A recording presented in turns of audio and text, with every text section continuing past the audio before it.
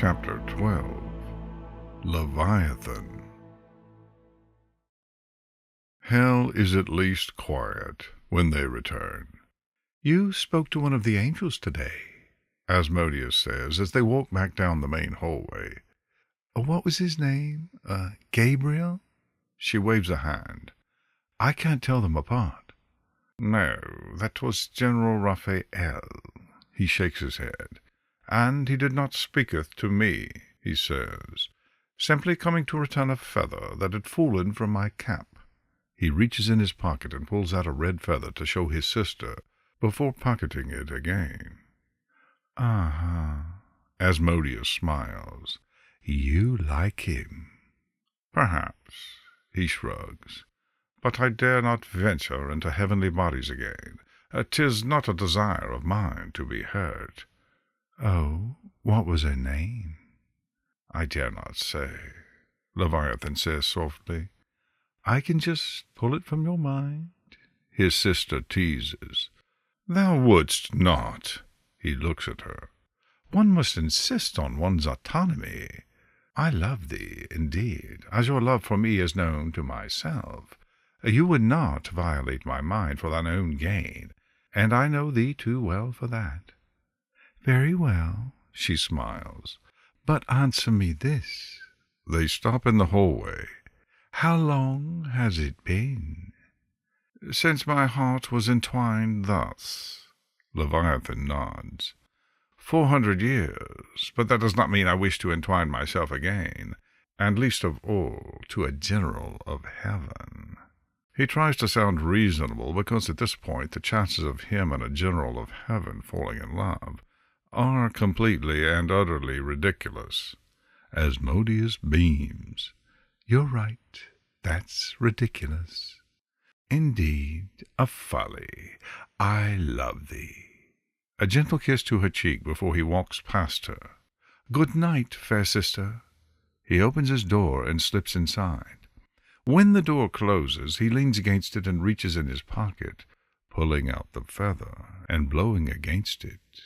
It turns gold in his hand, and he smiles. Such magic. The feather falls apart, and a piece of paper appears in his hand. He opens the folds gently and reads aloud. "Prince of the Sea, I wish to speak to you again. Meet me at this location." He frowns. "What location?" He turns the paper over, and a map appears. "By the sea. There is a red marker and a time stamp for the next day." He turns to his wall and waves a hand. The wall clears to water as the fish swim beyond, and he holds the paper to the glass and smiles. "What does one do, Carapace?" The sea turtle comes forward and nudges the glass. "Aye, brother." Leviathan pulls the paper back and smiles. "What does one wear?" He turns to his closet. "He wore gold, so blue." The turtle turns away in the tank. "Silver?" Carapace rolls over. "Aye, silver." He grabs out a black uniform with large cuffs and silver buttons. "This perfection." Carapace bumps the glass, and Leviathan turns. His voice is calming, soft. He has red hair, but not as red as sister's. Skin like milk, eyes like stars. Carapace dances in the tank and leaves a moment later, bringing back small kelp. "Aye, Raphael will love it." Leviathan reaches through the glass and takes the kelp and shakes it dry. "Tomorrow," he nods. "Get some rest." He waves a hand at the tank going dark. He turns to his bed and flops down with a smile on his face. So true a fool is love.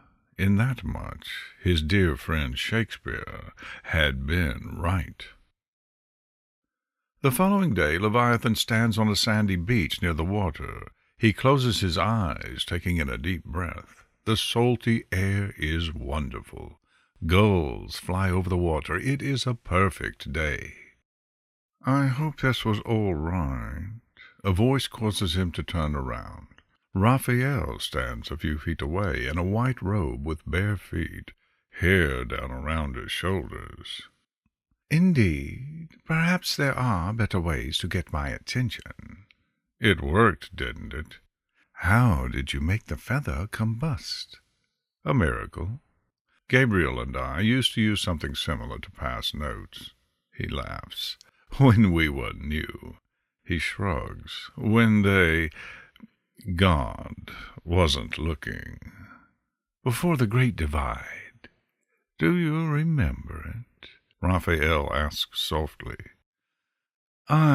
Some of it, but heaven and our times are very hard memories to pull to attention. We were robbed of those memories.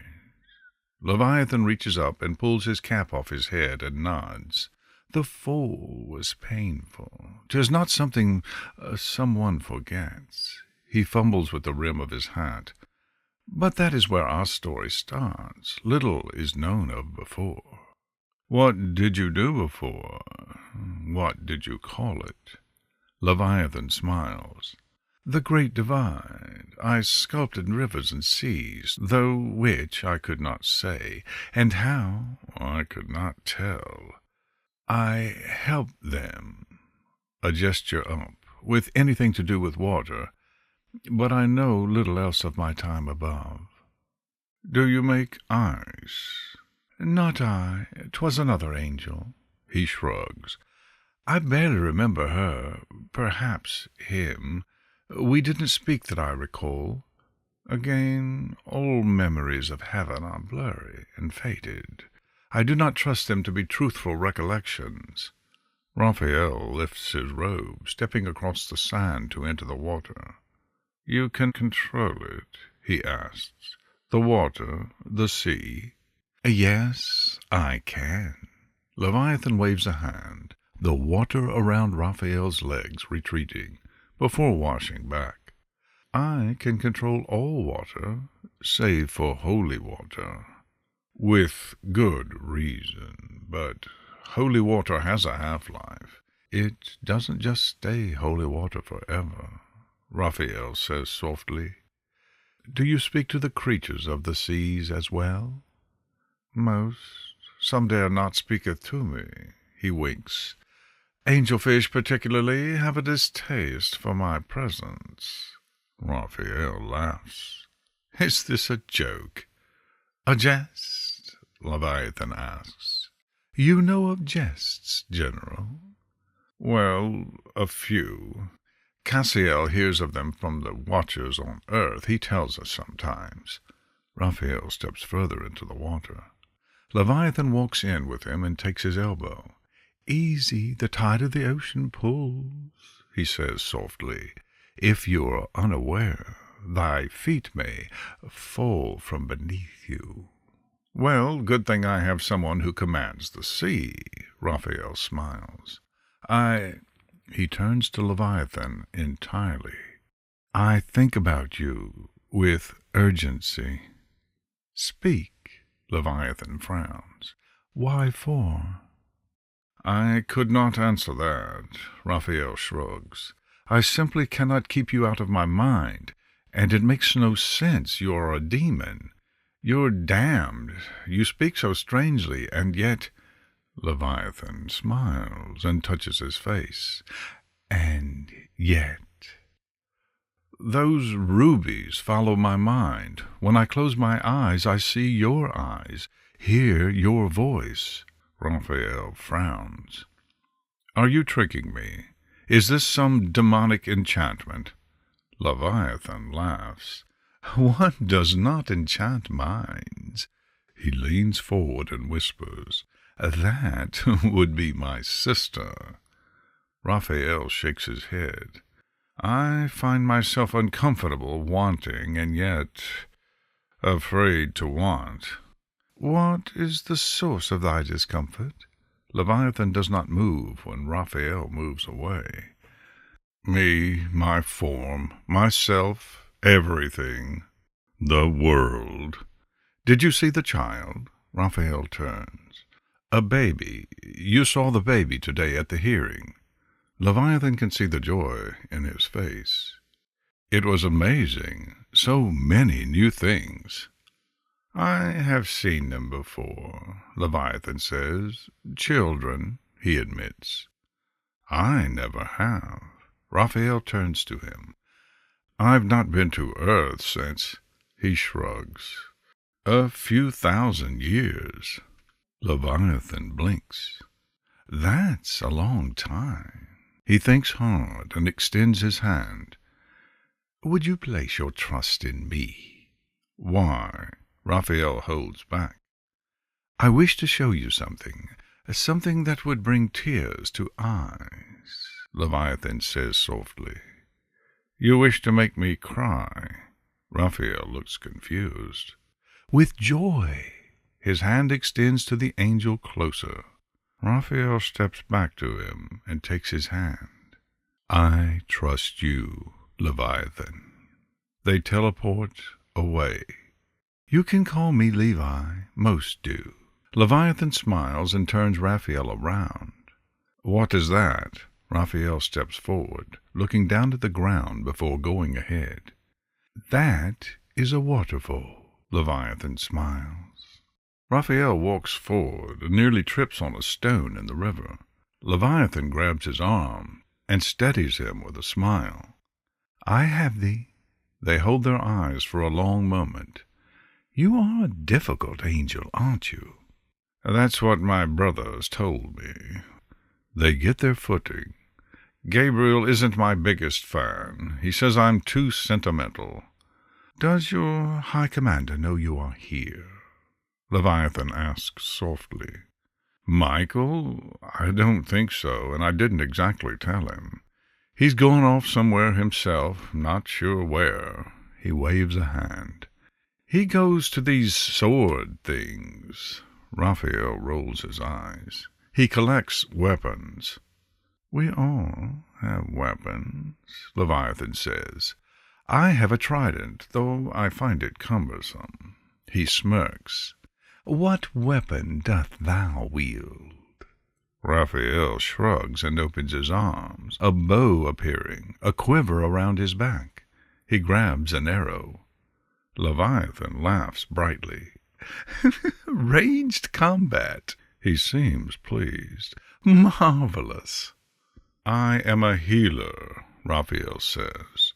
Health and wellness. Michael insists I'm not ever going to be on the front lines of anything, that our weapons are merely for show, not for action. Leviathan frowns. He should have more faith. He points to the top of the waterfall and waves a hand, causing water from the fall to crash over the rocks beside the waterfall.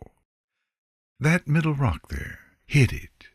He puts his hat on his head and crosses his arms over his chest. Raphael puts the arrow against the bow and pulls back. Leviathan watches the spot until the released arrow hits it squarely. Raphael turns his head and smiles. Happy? Leviathan smiles. You're a marvelous shot. So don't anger me. Raphael turns back to him. Or one might have to put an arrow in that heart of yours.